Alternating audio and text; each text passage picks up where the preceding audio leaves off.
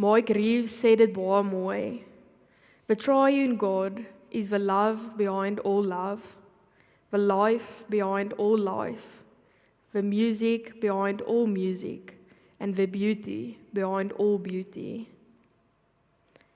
Reeds vroeg het die Christelike gemeenskap besef dat alles van ons manier van aanbidding en leersaamheid, gesprekke en aktiewe luister, onderrig en prediking, gehoorsaamheid en om te kan reageer of besluite te kan neem, werk en rus, ontspanning, om te eet en te slaap, alles gebeur in hierdie ruimte van die Triniteit.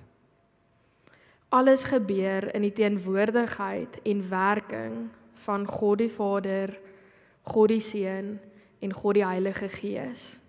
En die Triniteit se werking is sigbaar in ons lewens en in die heelal.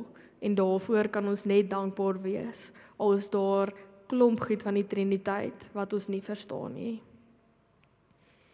Amen.